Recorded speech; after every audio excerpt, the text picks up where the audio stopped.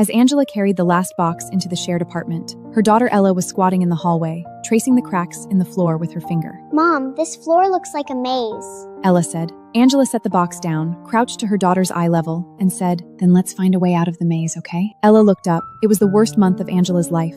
First, she got laid off. 7 years as a marketing specialist, and her boss just said the economy's tough and she became nothing more than a line item on a spreadsheet. As Angela carried the last box into the shared apartment, her husband Paul said, "I need space," pulled his suitcase out the door, and never came back. The divorce went through so fast that before Angela could even finish crying, she was already a single mom. Her savings would only cover 3 months' rent. She couldn't afford their old 2-bedroom anymore, so she found this shared apartment on the other side of the city. The landlord was a retired nurse who rented out 2 of the 3 bedrooms. The other tenant was a fresh-out-of-college programmer who wore headphones all day and had about as much presence as a ghost. Angela hung Elsa's clothes one by one into the cheap plastic wardrobe, light jackets where she could reach them, the heavy comfortlets stuffed into the deepest shelf. She stacked her own books by the bed, the top one being the parenting encyclopedia she'd bought when she was pregnant, its pages already yellowing. Outside the window stood an old sycamore tree, its leaves just starting to turn. Every gust of wind sent a few loose ones drifting onto the windowsill. She suddenly remembered the life list she'd written at 25. Become a director by 30, buy a house with a garden, travel abroad twice a year. Now she was 32, hadn't checked off a single thing, and instead added one more item: learn how to breathe while falling apart. Mom, are we going to live here now? Ella stood by the bed, clutching her old rabbit plushie. One ear was coming apart at the seams, and a button eye was dangling loose. "Just for now, but Mommy has a plan," Angela said. What plan? Angela walked to the window and looked at the sycamore tree. On her phone, she still had the photo from her last company team building event. She was smiling in front of the Golden Gate Bridge, with no idea that 3 months later she'd be standing here. Then she remembered a phrase she'd seen online: gap year. Recent graduates taking a year to travel, work odd jobs, figure themselves out. She was 32, jobless, divorced, with a 5-year-old kid. Could she give herself a gap year too? "We'll go somewhere every weekend. We'll try fun jobs. Ride the subway, visit bookstores, the zoo, flower shops. We'll see that besides the bad thing, Daddy leaving, there are still so many good things in this world." What kind of jobs? "It's called job shadowing," Angela said, lifting her up.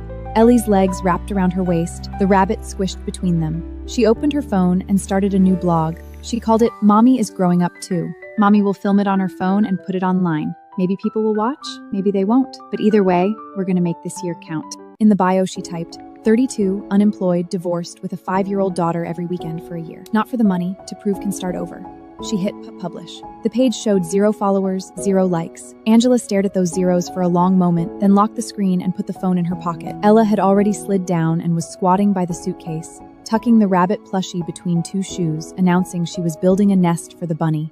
Angela didn't correct her. Tonight, this room, barely 60 square feet, was their nest. The next morning, Angela met the landlady.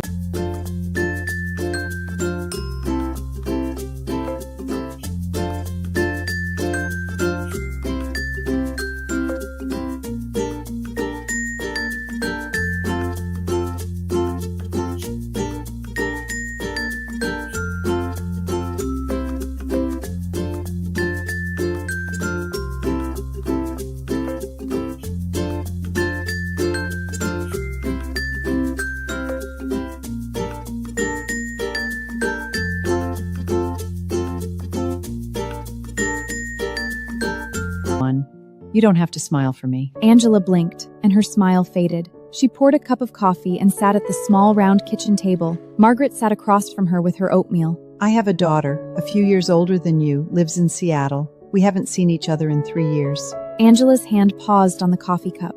"Why?" She thinks I meddle too much." Margaret gave a bitter smile. "Maybe she's right. When she got married, I said the guy wasn't reliable. She had the baby. I said she should have quit work and stay home. When she got divorced, I said she should have listened to me. Then she stopped talking to me." The kitchen was quiet, just the soft bubbling of the oatmeal. Margaret stirred her oatmeal. "I was a nurse my whole life, took care of hundreds of patients, but I don't know how to talk to my own daughter. So don't be scared. At least you still know what your daughter needs." Angela looked down at her coffee, her own face reflected in the dark liquid. "I don't know either. I'm just trying." "That's enough. This is the key to the little garden in the back. I planted some roses. If your daughter likes, you can take her there." Angela took the key. It had a faded red string tied to it. She found out later that Margaret's daughter had made it in an arts and crafts class when she was little. The first day of the blog, no followers, no likes, just Angela staring at those words for a long time. She put the phone by her pillow and turned off the light. Ella was already asleep, her little hand still clutching the rabbit's ear. The shared apartment had thin walls. The programmer next door's keyboard clicks came through, click, click, click, click, like some tireless insect. Angela lay awake in bed, staring at a water stain on the ceiling shaped like a bird with its wings spread. She suddenly remembered. The first time Paul slept over at her place, he'd looked at the ceiling and said, "That water stain looks like a bird." Back then, she thought he was being romantic. Now she figured maybe he just didn't know what else to say. She rolled onto her side, facing the wall. On the other side was the programmer.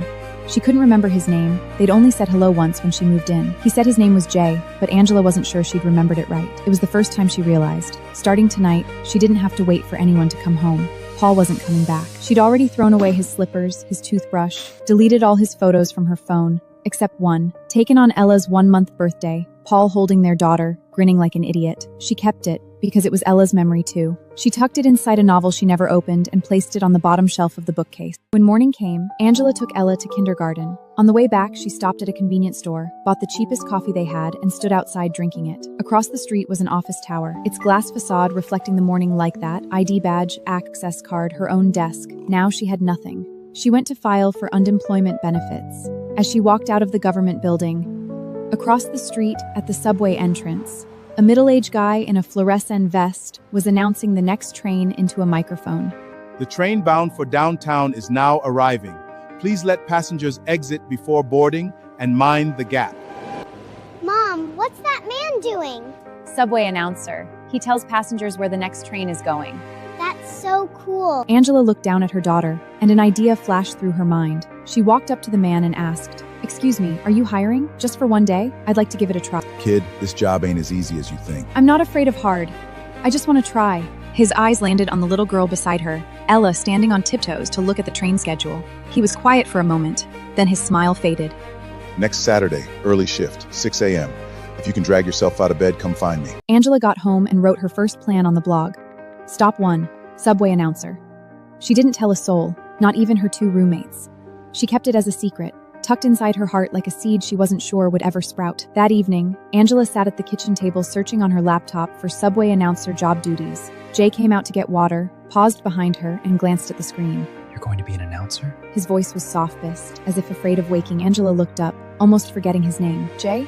Yeah, just for a day." Jay didn't say anything else. He took a carton of milk from the fridge, poured a glass, and set it by her hand. The milk was cold. He went back to his room with his water, and soon the keyboard started clicking again. Angela looked at the glass of milk, beads of condensation on a sticky note on the fridge door, Jay's handwriting. Each line had a check mark. He was a man who had turned himself into a to-do list.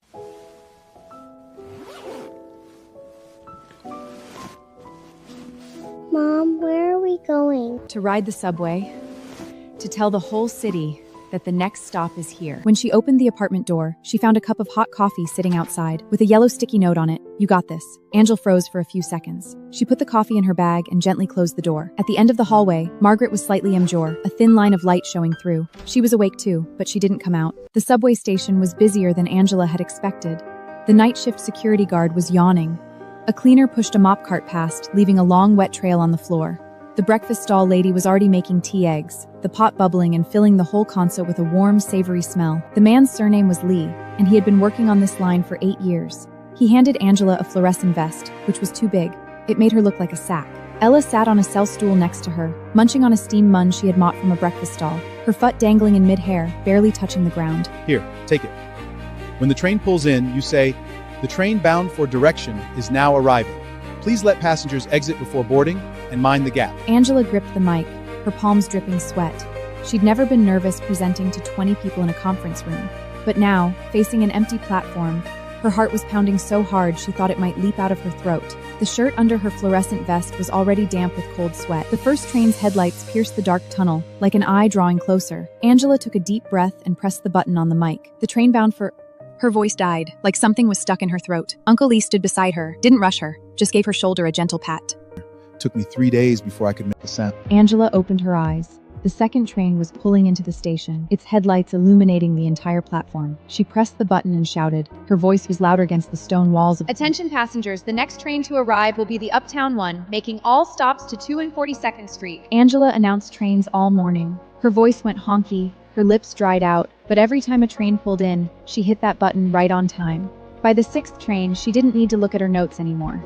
By the 10th, she even added, "Nice weather today. Hope you have a great one." Why are you doing this? Why are you doing this? I want my daughter to know that mommy can do lots of different things. I've been doing this for 8 years. Sometimes I wonder if I should be doing something else. But when you stood there shouting today, it suddenly hit me. My job is pretty important too. You are important. Every person riding the subway is listening to your voice. Uncle Lee laughed. The crow's Lee had his eyes crinkling. He took a commemorative subway coin from his pocket, handed it to Ella. 10th anniversary coin.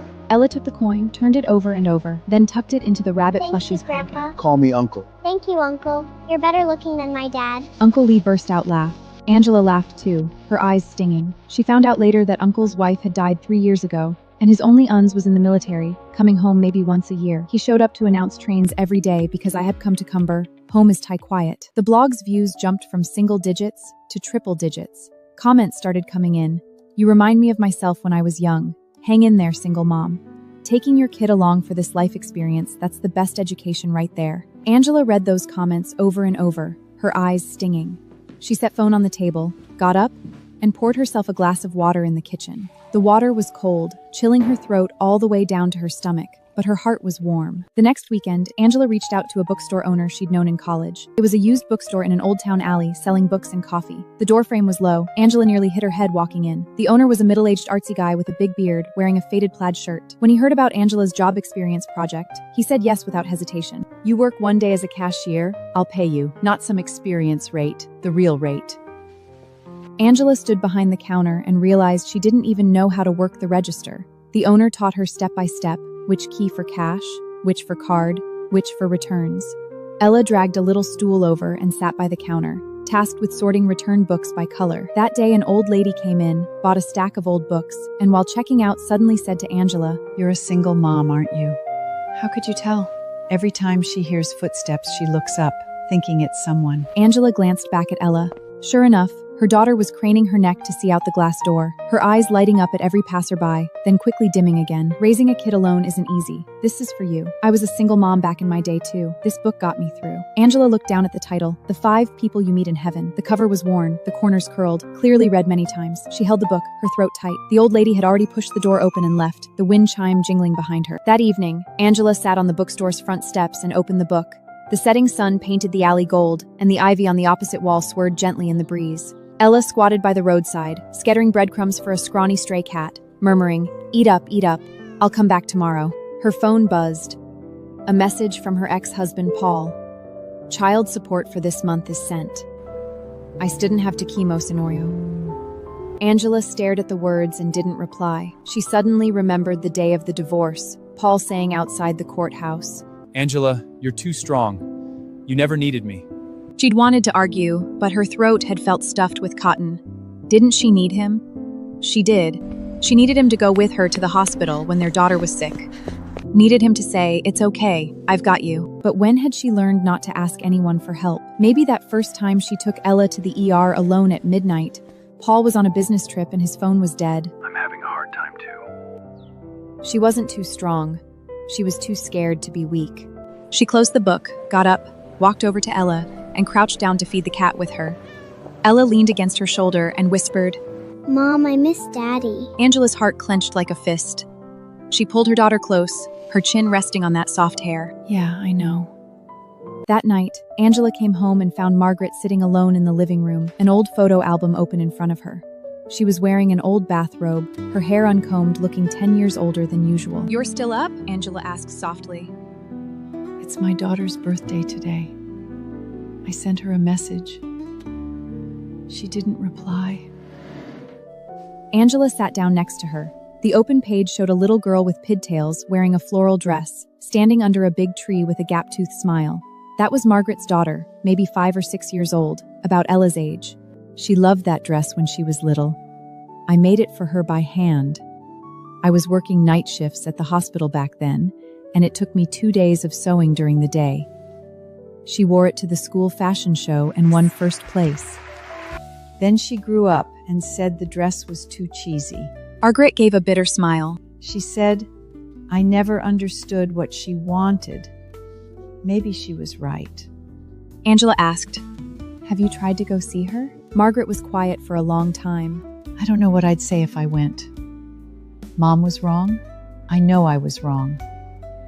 But some things, the longer you put them off, the harder they are to say. Maybe she's waiting for you too. Margaret didn't answer. She just slowly closed the photo album. The blog's followers were slowly growing. For the zookeeper episode, Angela wore rubber boots and shoveled elephant dung while Ella fed the goats next to her. A tourist took their picture and posted it online with the caption, "Now this is real parent-child education." For the florist apprentice episode, she learned to wrap bouquets and got 3 rose thorn pricks on her fingers. The camera caught her hiding her bleeding hand behind her back. For the bakery apprentice episode, she woke up at 3 a.m. and kneaded dough until her arms gave out. Ella slept curled in a blanket in the corner of the bakery, flour dusted across her face. For the preschool assistant episode, she painted with a bunch of 3- and 4-year-olds, and when they were done, she realized her face was covered in watercolors. Ella filmed it, laughing so hard the camera shook. Every job let her briefly forget who she was. Standing in the elephant enclosure, she was just a keeper. Behind the florist's counter, just an apprentice. In front of the bakery's oven, just someone waiting for the bread to come out. None of these roles required her to explain, "Where's your husband?" or "Why don't you work?" Nobody asked, because nobody knew her. Angela's eyes stung again. She replied, Megan, you didn't do anything wrong. Divorce isn't a failure. It's ending a relationship that no longer works. You're still here. Your son is still here. That's a win. If you want, send me your address, and I'll mail a copy of the runaway bunny to your son. My daughter has one too. 3 days later, Angela got a reply from Megan. The address was a small town she'd never heard of. She picked out a brand new copy of the runaway bunny and wrote on the flyleaf, "Every child who runs away eventually comes home." Then she added her own favorite, "The 5 people you meet in heaven," and mailed them off. The programmer in the shared apartment was named Jay, a quiet guy in his early 20s with thick glasses. He wore his over-ear headphones all day, either coding or gaming, and his side of the fridge was perpetually stocked with energy drinks and frozen dumplings. Angela had exchanged maybe 10 sentences with him total. But one night, while Angela was editing a video in the living room, Jay came out to get water. He stood behind her watching for so long that Angela thought he'd left, only to turn around and find him still there. Is this like a documentary you're making? No, just documenting things. It's fine if nobody watches. The next day, Angela's blog had a new comment. "Your videos remind me of my mom. She raised me alone too." She clicked on the commenter's profile. Empty. Default gray avatar. But she knew. It was Jay. For the museum decor episode, Angela stood in uniform in front of a dinosaur fossil display, giving a talk to a group of elementary schoolers in yellow hats. She'd spent the whole night preparing her script, practicing it at least 20 times, standing in front of those kids. That's because horns can fight. This fossil. She's right, but Triceratops horns aren't for fighting, they're for protecting themselves and their families. Lady, why did you come here to work? Because I want my daughter to know that mommy can do lots of different things. Where's your daughter? That's her. That evening, Angela came back to the apartment and found Jay sitting in the living room, which was rare, and without his headphones. On the coffee table in front of him were several programming books and a piece of paper covered in handwriting. You didn't code today? I did, but I'm thinking about quitting my job. Why? I've been at this company for almost a year. Every day it's the same code, the same bugs. I studied AI in college, but what I'm doing now has nothing to do with AI. My mom raised me by herself. It wasn't easy for her to put me through school. I don't want her to think I chose the wrong path. What do you want to do? I want to make an app for single moms. Help them find part-time jobs nearby, daycare, secondhand stuff swaps, things that people like you need. You're doing this because of your mom? Yeah, if she'd had something like this back then, maybe it wouldn't have been so hard. The living room was quiet for a few seconds. Margaret came from the kitchen with 2 cups of hot tea, set them in front of them, and went back to her room without a word. Go for it. If you need any help, just tell me. Jay nodded, carefully folded the paper, and put it in the pocket over his chest. The blog started to build a regular readership. People asked for new posts, asked where she'd go next, and sent DMs saying, "I'm a single mom too. Your videos give me courage." Angela replied to every single one, even if sometimes she couldn't find the time until late at night. She sat at the kitchen table, a desk lamp lighting up her laptop keyboard, Ella's steady, even breathing drifting through the open bedroom door. Ella had gotten used to the weekend job experiences. She no longer asked, "Where did Daddy go?" Instead, she asked, "Mom, what are we doing this time?" Angela realized her daughter had adapted to their new life faster than she had. Kids, in that way, are much braver than adults. For the pet store episode, Angela was giving a golden retriever a bath when it shook itself, drenching her completely. Her hair plastered to her face, her clothes soaked through. Ella was brushing an orange tabby nearby. The cat didn't cooperate and scratched her wrist. Mom, it doesn't like me. It's just scared. You were scared the first time you saw me too, remember? Right after you were born, nurse put you on my chest and you cried for a long time. Really? Really? You cried so loud the whole delivery room heard you. You're not scared now? Not anymore, because I know who you are. Ella looked at her wrist, then at the cat. The cat had retreated to the back of its cage, curled into a ball. She thought for a moment, then crouched down, slipped her hand through the cage bars and placed it in front of the cat. The cat didn't flinch. The next day, Ella's kindergarten teacher, Miss Chen, sent Angela a message with a photo. In the photo, Ella was squatting in the corner of the classroom. In front of her sat a little boy crying with his arms around his knees. Ella wasn't touching him. She just had her hand on the floor next to him, just like she'd done with the cat. Today, a little boy was crying because he missed his mom. The other kids just watched. But Ella walked over, squatted down, and put her hand on the floor. After a few minutes, I asked Ella how she knew to do that.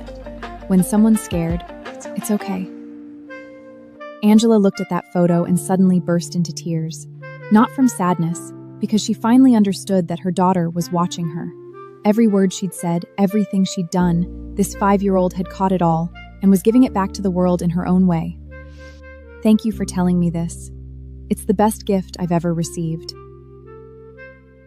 That night, Angela wrote on her blog, "My daughter taught me something. When you want to get close to someone who's scared, don't reach out, don't say anything. Just be there.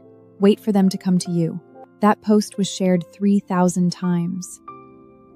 Someone commented, "This isn't about a cat. It's about everyone who's ever been hurt."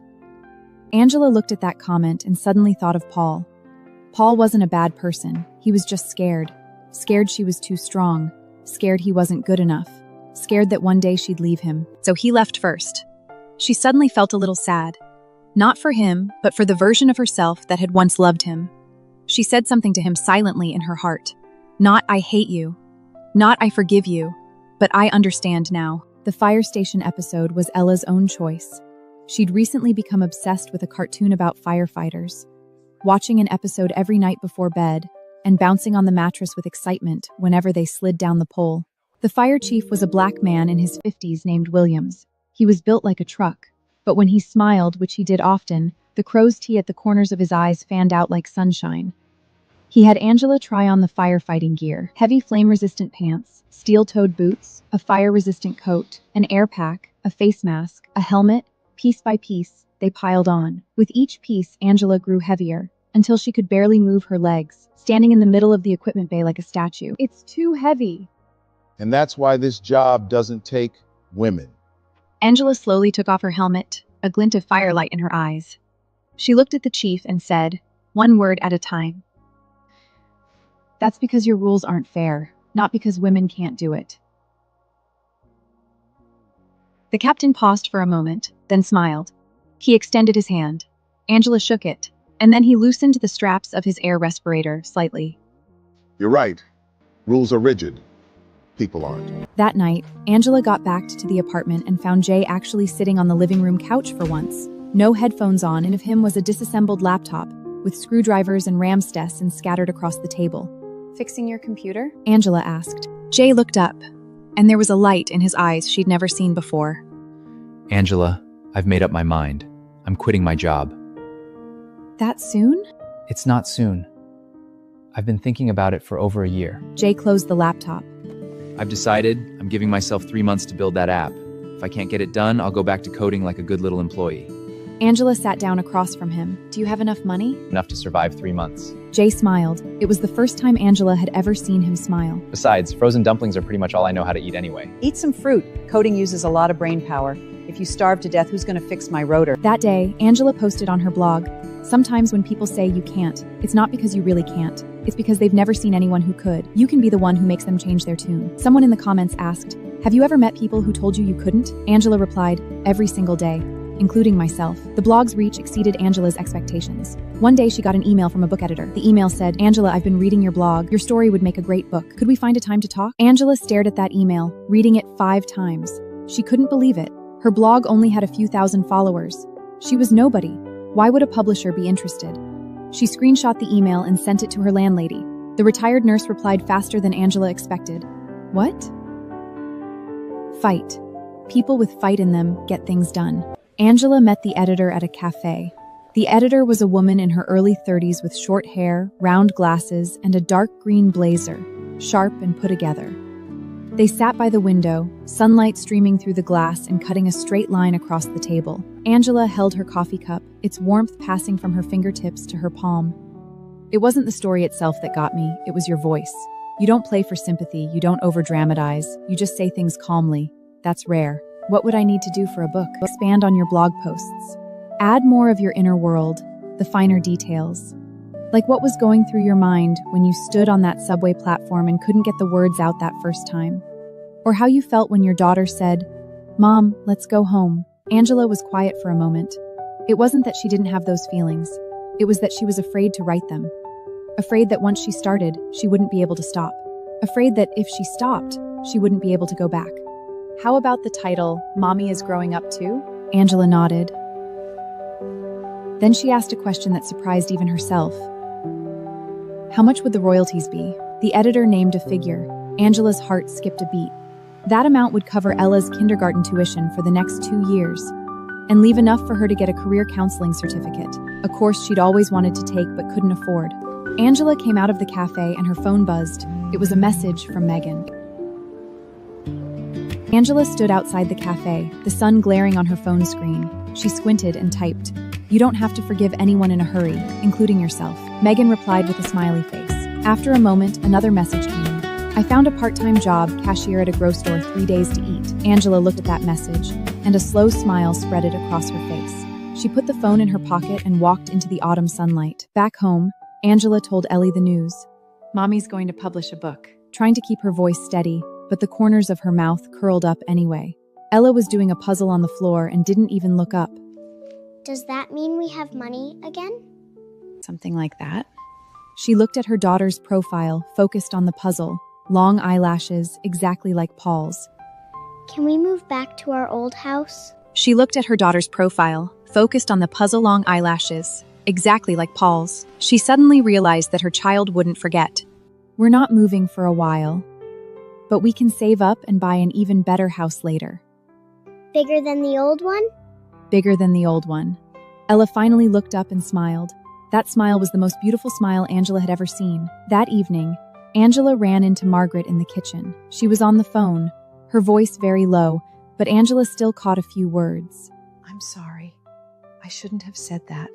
Are you doing okay?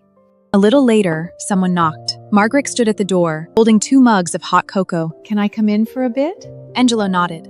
The 2 women sat on the edge of the bed. Ella was already asleep, breathing softly. I called her. My daughter. The first call in 3 years. Did she answer? She did. We talked for 40 minutes. Margaret held her cocoa, the cup trembling slightly. She said she's coming to see me next week with my granddaughter. Thank you. Angela didn't speak. She just took Margaret's hand. That hand was thin, with prominent knuckles and neatly trimmed nails. If I hadn't seen you with Ella, getting through such a hard time, I might never have made that call in my whole life. You're braver than me. I'm 67 years old, and I just learned how to say I'm sorry. Do you think that's brave or cowardlish? Both of them laughed. Outside the window, the moon was full, and the shadow of the cypress tree fell across the curtain like a quiet painting. From that day on, Angela's life had a new task, writing the book. During the day, she continued job hunting, parenting, and editing videos. At night, after Ella fell asleep, she sat at the kitchen table and typed on her laptop. Sometimes Jay came out at midnight to heat up frozen dumplings. When he saw her still writing, he'd silently take a carton of milk from the fridge, pour a cup, and set it beside her hand. The milk was warm. She never figured out how he heated it. She wrote about the first time she took Ella to the zoo, and Ella asked, "Why didn't Daddy come?" She wrote about the day she got laid off, crying in the bathroom for 10 minutes, mascara smeared all over her face, then washing up, reapplying her lipstick, and going to pick up her daughter from school. She wrote about signing the divorce papers. Her right hand didn't shake, but her left hand trembled the whole time. She hid her left hand under the table. No one saw. Every word felt like peeling off her own skin.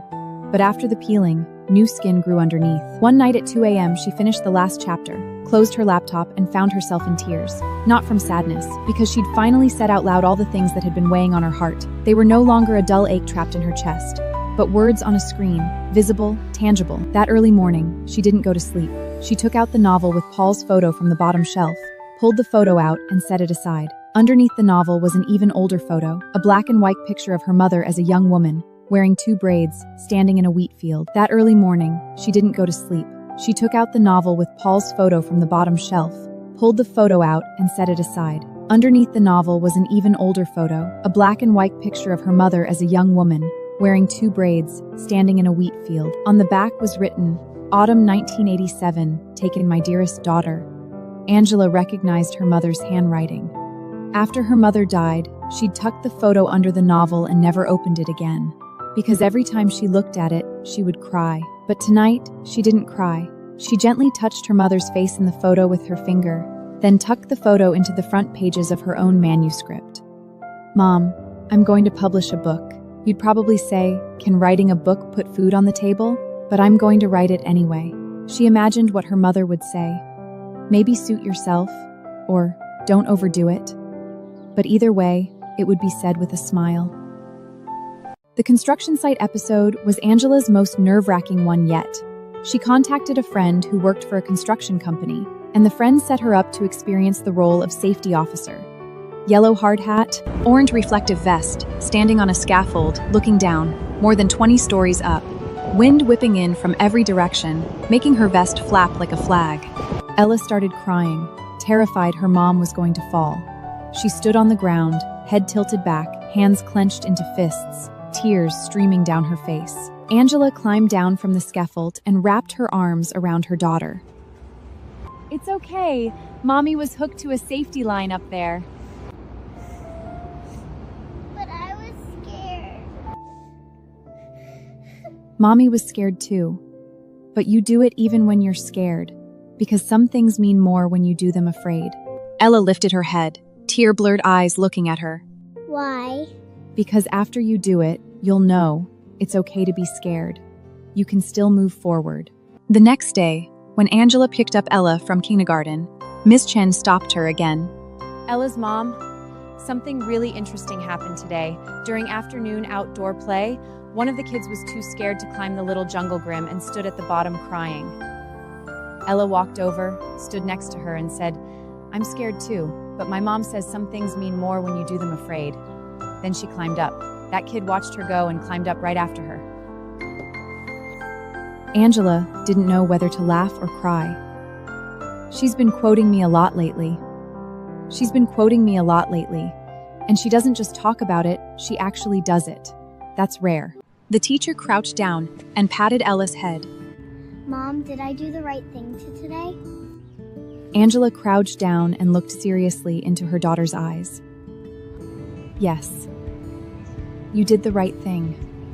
Ella pouted, but her eyes were full of laughter. Can I have 2 ice creams today?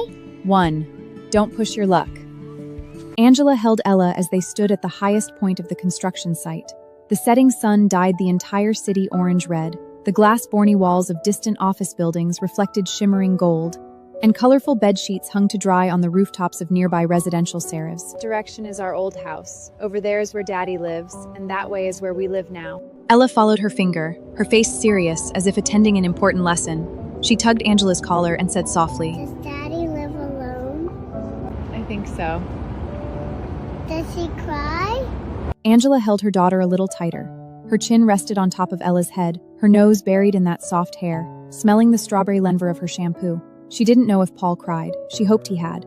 Not because she hated him, but because if he hadn't, then those 7 years together meant nothing. Maybe.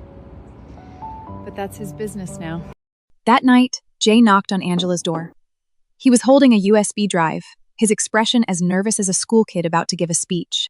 Angela, I made something to show you. Angela opened her computer and plugged in the drive. Inside was a demo version of an app. The interface was very basic, but the features were all there. Nearby part-time jobs, second-hand item swaps, a support forum for single moms, a map of daycare centers. I named it Her Power. What do you think? Angela flipped through it, page by page, her nose getting more and more stringing. Jay said quickly, It's not finished yet. Lots of features still need work. But I wanted to show you first. Does your mom know you're doing this? No. She thinks I'm still at my job. You should tell her. She'd be proud of you. Jay lowered his head and pushed up his glasses. I'm afraid she'll think I'm wasting my time. It wasn't easy for her to put me through college alone. Then wait until it's done to tell her. When she sees it, she won't see a son who's wasting time. She'll see a son who made something real. Angela unplugged the USB drive and put it back in Jay's palm. Jay nodded, clutched the drive in his hand, and went back to his room. Angela's Facebook fan count was growing steadily. One day, she received a private message. The sender was a girl named Megan, whose profile picture was a sunflower. She said she was a single mom too, newly divorced, and didn't know what to do. Reading your blog makes me think, maybe I can get through this too. Angela clicked into her profile and saw her bio, 28, mom of a boy, learning to live alone. She sent Megan a long reply. She wrote about how she felt on the day she was laid off. She wrote about the trembling of her hands as she signed her divorce papers. And she wrote about the older man at the subway station who, when she couldn't manage to shout out her order the first time, told her, "It's okay, give it another try." As she typed the last word, she suddenly realized she wasn't someone who needs help anymore. She had become someone who can help others. That shift in identity felt more solid than any job achievement ever had. Even if I'm a little tired, it's worth it.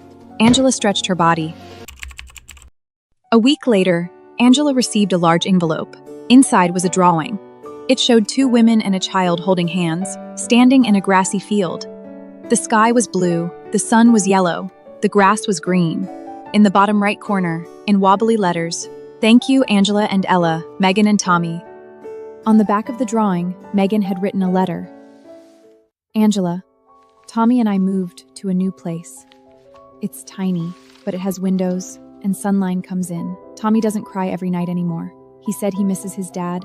I still have you." When I heard that, I cried. Not because I was sad, because I realized maybe I really can get through this.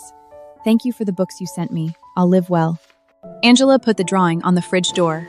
When Ella came home from school and saw it, she asked, Who drew this? A little boy named Tommy. Why was he sad? Because his dad isn't around. Ella thought for a moment, stood on tiptoe, and touched the little boy in the drawing with her finger. Then he can come play with me. I can teach him how to talk to cats. Okay. When the chance comes, the career counseling certificate course was online. Angela squeezed in an hour or two of studying every day, sometimes on the bus, sometimes while waiting for an appointment, sometimes late at night after her daughter was asleep. The textbook was thick, full of jargon, career anchor theory, Holland's vocational interest test, career construction theory. She remembered something Paul said when they first started dating, right after college. "You're the smartest girl I've ever met. You'll succeed at anything you do." Back then she believed him, because she was young. Now she didn't believe that anymore, but she believed something else. She didn't need anyone to tell her she was smart. She knew it herself. She knew she could drag herself out of bed at 5 a.m. to announce trains. She knew she could wear rubber boots and shovel elephant dung all day. She knew she could hold back tears and pick up the pieces of her broken life, one by one. That was enough. A friend. She's helped me a lot. How has she helped you? She made me realize that some things, if you don't say them, it'll be too late. I'm sorry. Everything I said when you left 3 years ago, it was all wrong. Whether the marrying you was good or not, whether you got divorced, whether you're raising your kid right's your business, not mine. I should have kept my mouth shut.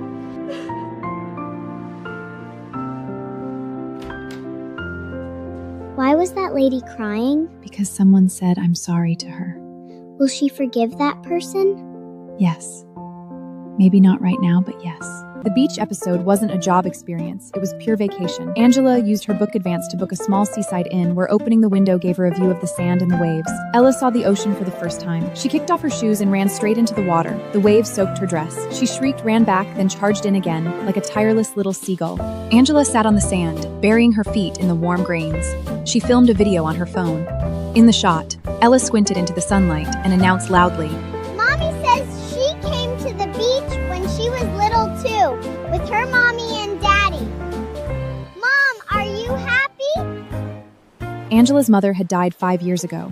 Her father had remarried and moved to Florida. She suddenly felt that what she was doing now, in a way, was continuing her mother's unfinished story. Her mother had raised her alone too, moving apartments, switching schools, adapting to new lives in this city. Angela had never said thank you to her. That night, she wrote a single sentence on her blog. "Thank you, Mom, even though you can't hear me anymore." She posted it and sat in the dark for a long time. Ella was already asleep, her cheek against the pillow, her mouth slightly open. Angela reached out and brushed the stray hairs from her face, her touch as light as if afraid of breaking something. A year later, Angela made a difficult decision.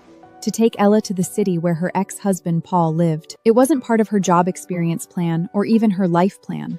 She'd been avoiding it like a tiny splinter stuck under her skin. It didn't hurt unless you touched it, but you always knew it was there. But she'd done so many things already, even though she was scared. This one shouldn't be an exception. Paul had moved to the next city over, a 2-hour drive away. Angela didn't tell him she was coming. She parked outside Paul's apartment building, a grayish-white building with peeling paint and a few bags of trash by the entrance. She hesitated for a full 10 minutes, until Ella asked from the back seat, Mom, are we there yet? We're here. She took Ella upstairs and rang the bell. The door opened. Paul stood there in sweats, his hair a mess, a few days' worth of stubble on his face. He wasn't even 35 yet, but he looked more than 5 years older. He froze, his lips parting slightly, as if he wanted to say something but didn't know where to start. Tila wanted to see you. Ella. Ella hesitated for a few seconds. During those moments, the hallway fell silent. Then, she handed over the rabbit doll. Paul took the old rabbit, the one missing an eye, and pressed it against his chest, saying nothing. But his eyes were red-rimmed. Angela didn't go in. She let Ella stay in Paul's apartment for an hour. She went downstairs and sat on a bench in the small courtyard garden. The garden was tiny, just a crooked tree and a few scraggy bushes. An old man walked by with a fat corgi. The corgi stopped to sniff her shoe, then got tugged away. Angela looked at her hands. Her nails were cut short, her jubbles a bit rough from all the typing. She thought about everything these hands had done. Changed diapers, wiped tears, chopped vegetables, watered plants, pressed the microphone button at the subway station, typed 300,000 words for her blog, carried her 5-year-old daughter through countless dark streets. An hour later, Ella walked out of the apartment building by herself. She was still holding the rabbit plushie, but now it had a red ribbon tied around its neck. Paul had put it there. Paul stood at the door, not following her down, just watching Insync from a distance. 1 foot inside the P threshold, 1 foot out. What did you talk about? Ella thought for a moment. He cried. Did you cry? No. I told him I live with Mommy now. I have a friend named Jay, and I've been to so many places. He didn't seem to know me anymore. Angela tucked her daughter's gray hair behind her ear. It's not that he doesn't know you, he just hasn't seen you in a long time. Ella thought about that for a moment, then let the subject drop. She leaned against Angela's shoulder and whispered, Mom, let's go home. On the drive back, Angela pulled over at a rest stop, bought a bottle of water, and stood by the car drinking it. Ella was asleep in the back seat, the rabbit plushie with its red ribbon lying tilted in her lap. Angela looked at the gray-blue horizon and remembered Paul standing at the door. It wasn't that he didn't want to come in, he was too scared. Scared to take responsibility, scared to face failure, scared to say, I can't do this. So he said, you're too strong, and left. She used to hate him for that. Not anymore. Because she used to be that way too, afraid to say I need you, afraid to say I can't do this anymore, afraid to admit that she was also scared. They were both scared. She just chose to keep moving even while scared. He chose to stop because he was scared. She said into the air, I don't hate you anymore, but I'm not waiting for you either. On the drive back, Ella fell asleep in her car seat. The rabbit plushie with its red ribbon lay tilted in her lap. The car was quiet, just the low hum of the engine and the soft whir of tires on pavement. Angela drove, the radio tuned to a podcast where the host was talking about the meaning of a gap year. A gap year isn't about running away, it's about rediscovering yourself. Lots of people take one in their early 20s, travel, work odd jobs, try out different lifestyles. But a gap year isn't age-specific. Anyone, at any age, can hit pause and ask themselves, what do I really want? Who else can I become? Angela gripped the steering wheel, her eyes on the endless highway stretching ahead. She suddenly realized this wasn't just a gap year. It was a long, slow goodbye. Goodbye to the Angela who put all her hope in other people. Goodbye to the Angela who thought marriage was a safe harbor. Goodbye to the Angela who sat in her office cubicle pretending everything was fine. When the goodbye was over, she didn't cry. When she got home, Angela found the living room light on. Jay was sitting on the sofa, and next to him was a huge cardboard box. His face wore an expression she'd never seen before. Not calm, not nervous, but an excitement about to burst out. Angela walked over to the box and picked up a flare. It had a simple logo, a woman with her arms open, the sun behind her. The tagline read, "Every mother deserves to be seen." I want you to write a recommendation for me. For the app Spling Screen. You're publishing a book, right? I can put it in there as a recommended resource. Angela looked at him. This big kid in thick glasses and a plaid shirt who never smiled. Right now, his eyes were shining. Okay. I'll write it tonight. Angela finished her final exam for the career counseling certificate. Walking out of the exam hall, the sun was just right. In front of the building stood a ginkgo tree, most of its leaves already golden. She stood under the tree, opened her phone, and scrolled to her mother's WeChat chat. The last message was from 5 years ago, the day before her mother died. I'll bringing you some pickled radish. Then she turned off the phone and looked up at the sky. The sky was blue, The clouds were white, and the ginkgo leaves rustled in the wind. She remembered her mother's last words before she died, "You take care of yourself." Now she could answer her. Angela did something she hadn't done in 5 years. She went to her mother's grave. Her mother's headstone was simple, inscribed with her name and the dates. Angela crouched down and brushed the fallen leaves off the stone with her hand. She took out the shell she'd picked up at the beach and placed it in front of the headstone. Mom, I passed that career counseling certificate. You said studying that was useless, but I got it anyway. I got divorced. You'd probably say I told you he wasn't a good man, but you got divorced too, didn't you? You raised me by yourself. I can do it too. I have to go back. Ella is waiting for me at home. Don't worry about me. I'm really okay. She took a few steps, then looked back. The setting sun had turned the headstone gold, and the shell glowed a faint white in the light. She suddenly felt that maybe her mother could really hear her.